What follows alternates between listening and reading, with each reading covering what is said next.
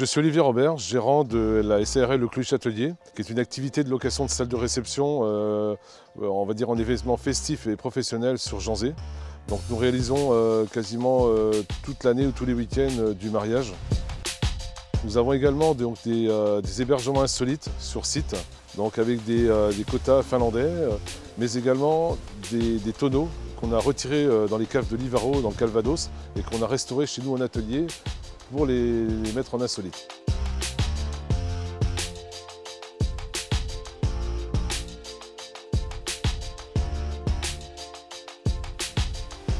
Les bâtiments, c'était un bien familial initialement, donc, qui était en ruine, on va dire, qui sortait d'une ferme. Et puis un jour, j'ai eu une idée, moi je me suis dit, tiens, ben non, on va plutôt faire une étude de marché et voir le potentiel qu'il y a au niveau des événements festifs sur la région.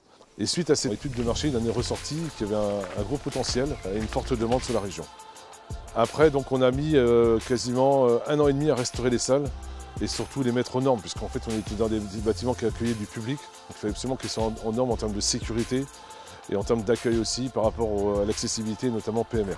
Donc voilà cette fameuse pierre ici, là, de 1641.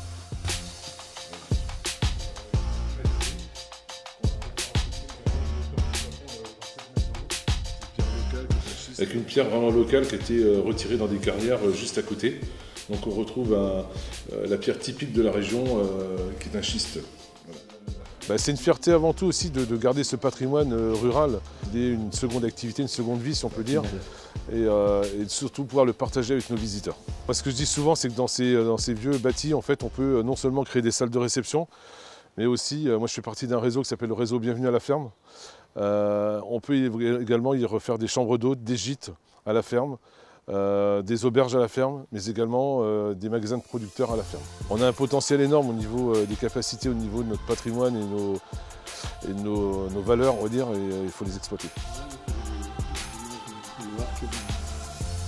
Olivier avait un projet un peu atypique. Nous l'avons accompagné au démarrage pour l'aspect économique de ce projet-là et aussi pour les choix fiscaux et aussi juridiques.